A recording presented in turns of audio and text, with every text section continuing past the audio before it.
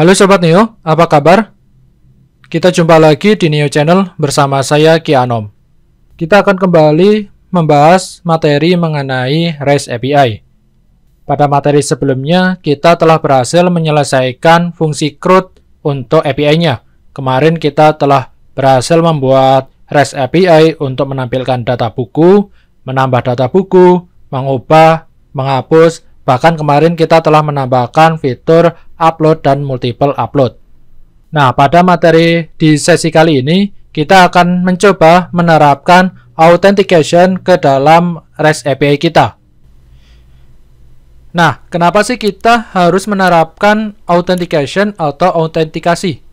Kenapa autentikasi itu sangat diperlukan di dalam API kita?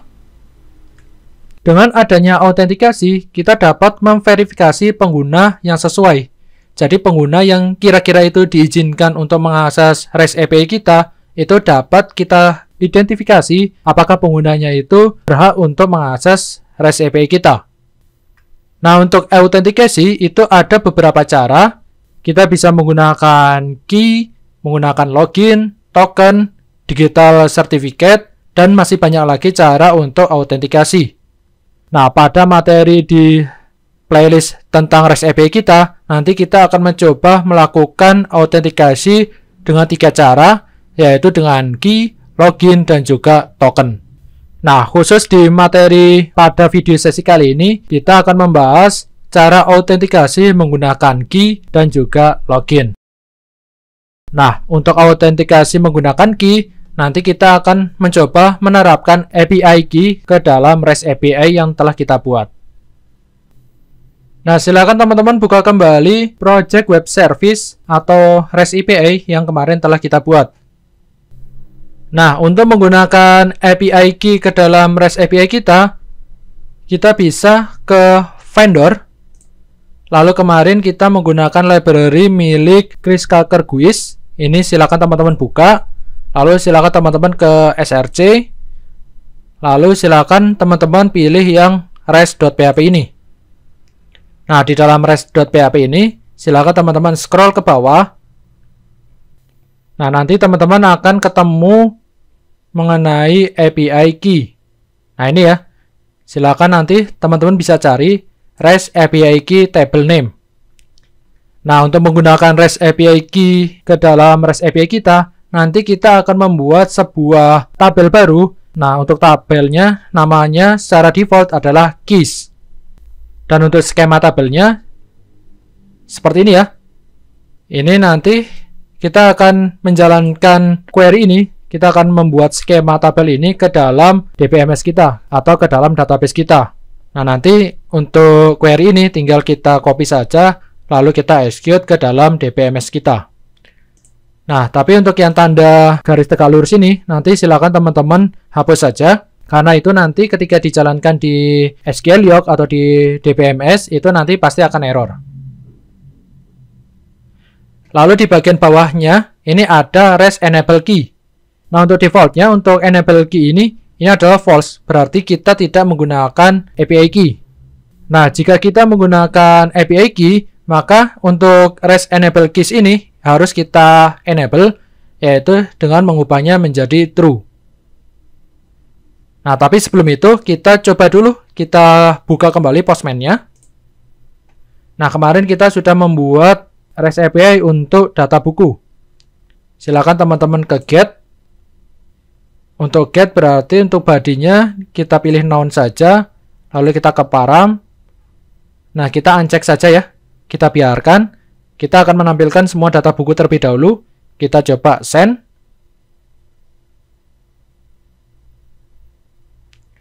Nah, ini untuk data bukunya berhasil ditampilkan ya. Untuk semua data bukunya berhasil ditampilkan. Nah, sekarang kita coba aktifkan API key-nya. Nah, kita ubah menjadi true di sini. Kita save. Lalu sekarang kita coba send lagi. Kita send. Nah, maka di sini akan ada error, yaitu invalid API key. Maka dari itu, kita harus membuat API key-nya terlebih dahulu. Jadi, untuk REST buku ini membutuhkan API key. Nah, sekarang silakan teman-teman kembali ke VS Code-nya lagi. Nah, untuk REST API key-nya sudah berhasil diaktifkan ya. Nah, sekarang kita tinggal buat tabel keys-nya. Ini silakan teman-teman copy saja.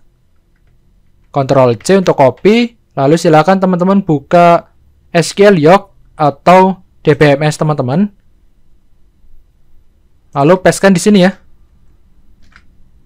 Nah, ini untuk tanda garis tegak lurus ini, silakan teman-teman hapus saja.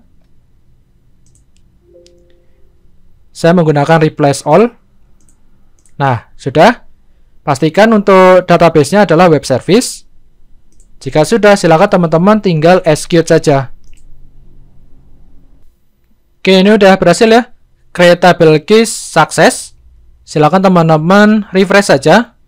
Nah, di sini sudah ada tabel baru, yaitu tabel keys. Nah, jika teman-teman lihat di tabel data, nah sudah ada ya. Nah, silakan nanti teman-teman isi untuk tabel key-nya. Nah, untuk user ID-nya, ini seharusnya nanti kita akan merelasikan ke tabel user ya. Tapi karena kita belum menggunakan tabel user, ini untuk user ID-nya bisa kita isi asal saja. Nah, sebenarnya ini nanti bisa teman-teman modifikasi. Nah, secara konsep, nanti untuk user ID key ini nanti akan terisi ketika user melakukan registrasi.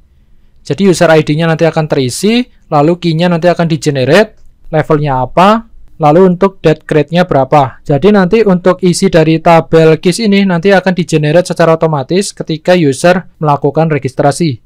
Tapi karena kita belum memiliki fitur untuk registrasi user, ini untuk tabel keys-nya kita isi manual. Nah, sekarang silakan teman-teman coba isi manual saja. Untuk user ID-nya, teman-teman isi asal saja, misalnya 1. Untuk key-nya, silakan teman-teman masukkan key asal. Misal saya coba menggunakan yaitu NCP 123. Lalu untuk level usernya, kita isi saja 1. Lalu untuk date grade-nya, kita isi saja asal juga ya. Oke. Nah, tadi untuk menyimpannya kita bisa tekan panah ke atas atau ke bawah, atau teman-teman bisa pilih save change ini. Nah, jika sudah, ini untuk API key-nya sudah ada, yaitu NCP 123. Nah, sekarang kita akan menerapkan API key ini ke dalam REST API kita. Nah, untuk menerapkannya bagaimana? Kita kembali ke dokumentasi REST-nya. Kita scroll ke bawah. Nah, di sini, ini tadi saya lupa menjelaskan bahwa di sini untuk ketentuannya adalah panjang dari key-nya itu adalah 40 karakter. Nah, ini bisa teman-teman ubah. Di sini artinya bahwa panjang API key-nya itu maksimal itu 40 karakter. Nah, ini bisa teman-teman ubah, bisa teman-teman sesuaikan dengan kebutuhan. Nah, ini yang penting nih. Ini adalah nama dari API key-nya. Nama API key-nya adalah x-API-key. Nah, ini bisa teman-teman ubah. Tapi untuk sementara kita biarkan default saja ya. Ini untuk nama API key-nya kita biarkan default. Lalu untuk panjangnya kita biarkan default. Lalu sebenarnya untuk nama tabelnya juga kita bisa ubah. Jadi tidak harus key ini. Tapi untuk sementara kita biarkan default saja ya. Nah, untuk menggunakannya bagaimana? Kita kembali ke Postman. Nah, silakan teman-teman pilih ke ini ya, karena ini hubungannya sama get, berarti teman-teman bisa tambahkan ke dalam param. Teman-teman bisa tambahkan di sini. Tadi nama key-nya itu apa? Nama key-nya adalah ini ya, x-API-key. Ini kita copy saja. Lalu kita kembali ke Postman, kita pastekan di sini jadi key-nya. Kita pastekan di sini. Nah, lalu untuk API key-nya itu apa? Tadi yang sudah kita buat di tabel keys yaitu NCP 123. Berarti di sini kita masukkan NCP 123. Kita coba send ya. Nah, datanya sudah ada. Datanya sudah berhasil diperoleh. Nah, sekarang kita coba ada ID bukunya. Ini kita centang saja. Lalu kita send. Nah, bisa juga ya. Jadi untuk method get ini sudah berhasil kita tambahkan API key-nya. Nah, sekarang bagaimana untuk metode yang lainnya? Misal untuk metode lainnya, kita ambil saja, kita buat saja contohnya adalah metode untuk delete. Nah, untuk delete berarti kita tidak butuh param, berarti ini kita uncheck saja. Untuk delete kita ke body, kita ke form URL encoded. Nah, di sini kita tambahkan API key-nya. Nah, tadi API key-nya adalah ncp123. Nah, ID berapa yang akan kita hapus? ID buku berapa yang akan kita hapus? Kita lihat ya, kita akan menghapus ID buku berapa. Kita cek di sini.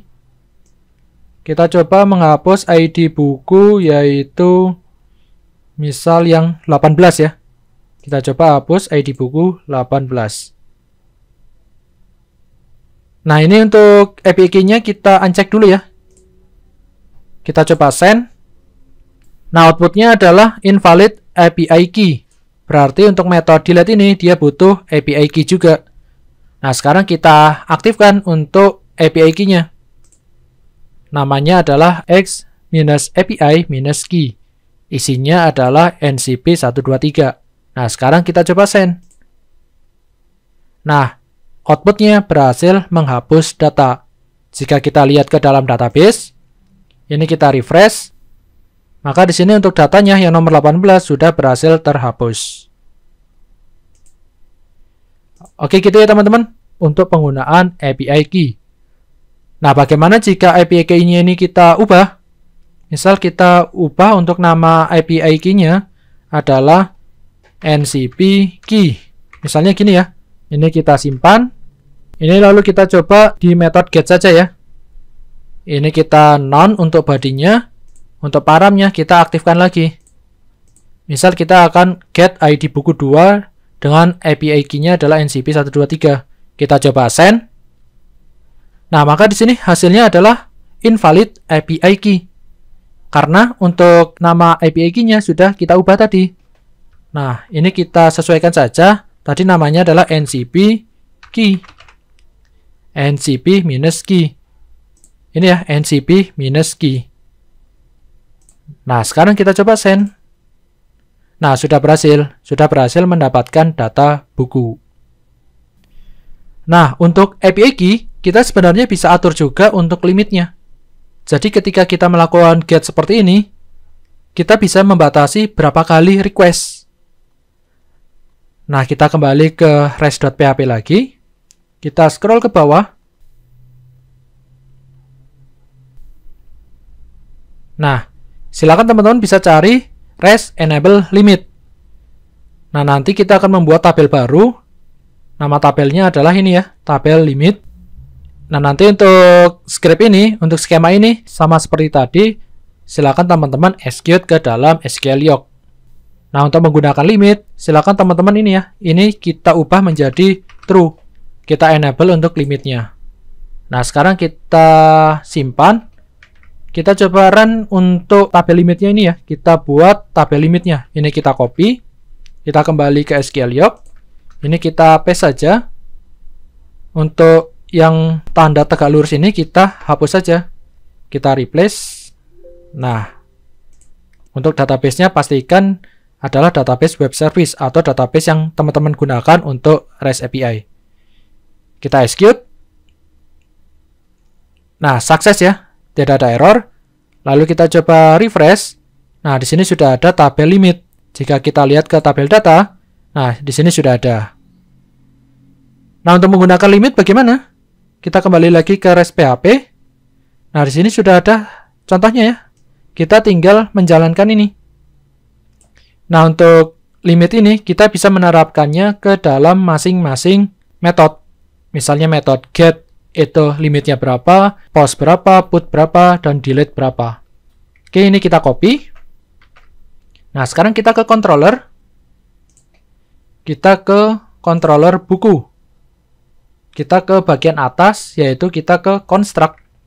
Kita pastekan di construct ini. Nah, tinggal di sini untuk method name-nya apa? Yaitu kita coba untuk get saja ya. Kita coba untuk get terlebih dahulu. Nah, ini untuk metodenya kita ganti menjadi index_get. Lalu untuk limitnya berapa? Nah, ini artinya limit per jam ya. Jadi kita batasi per jamnya itu hanya boleh berapa kali send atau berapa kali request. Misalnya kita batasi untuk per jamnya adalah 2 kali request. Oke, kita simpan. Nah, sekarang kita coba. Kita kembali ke Postman. Kita gunakan method get, lalu kita coba send. Ini send 1 kali, masih bisa. Send yang kedua, ini masih bisa. Nah, sekarang send yang ketiga. Kita send lagi. Nah, di sini ada error, yaitu this API key has reached the time limit. Nah, berarti untuk limitnya sudah jalan. Jadi hanya bisa 2 kali akses selama 1 jam. Nah, untuk dapat mengaksesnya bagaimana? Ya, nanti kita nunggu setelah 1 jam, baru kita bisa akses lagi. Jadi, itu untuk batasan limitnya ya. Nah, untuk metode lainnya, misal jika kita ke metodenya delete, misal kita hapus yang ID-nya 17 ya. Kita send. Oh, invalid API key. Oh, ini tadi API key-nya sudah berubah ya. Tadi namanya adalah ncp-key. Kita coba send. Nah, masih bisa ya. Karena untuk metode delete ini, dia belum kita set untuk limitnya. Jika teman-teman ingin menambahkan limit, silakan teman-teman tambahkan di sini. Teman-teman bisa tekan Shift Alt panah bawah untuk copy. Lalu di sini kita set untuk yang metodenya delete. Jadi delete itu hanya bisa untuk 2 kali request. Oke gitu ya. Oke, itu untuk limitnya. Oke, bagaimana teman-teman? Semoga bisa dipahami ya mengenai penggunaan API key dan juga limitnya. Nah, tadi kita sudah berhasil membuat autentikasi menggunakan API key. Nah, sekarang kita akan melakukan cara autentikasi kedua, yaitu menggunakan user login. Nah, untuk menggunakan user login, sama seperti API key tadi, kita coba aktifkan di dalam res.php-nya. Nah, sekarang silakan teman-teman kembali ke res.php. Lalu teman-teman scroll ke bawah. Teman-teman cari login ya. Oh, atau ke atas. Kita coba cari ke atas. Atau kita search saja Ctrl F login. Nah, ini ya. Teman-teman cari res login. Nah, ini untuk res out-nya. Kita aktifkan. Kita ubah menjadi true. Kita coba simpan. Lalu kita coba jalankan API-nya. Kita kembali ke Postman. Kita ke metodenya get saja. Ini kita none. Oke, gini ya. Kita coba send. Oh, udah dibatasi oleh limit ya. Kita coba naikkan limitnya menjadi 10 misalnya. Kita simpan. Kita kembali ke Postman. Kita send. Nah, masih masuk ya.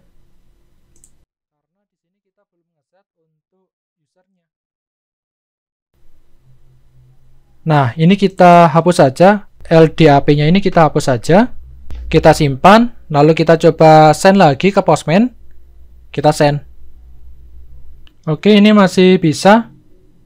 Kita lihat sepertinya ada kesalahan di sini. Oh, kita salah ngesetnya di sini ya. Ini harusnya untuk res out-nya kita tidak true. Tapi kita pilih di sini salah satu.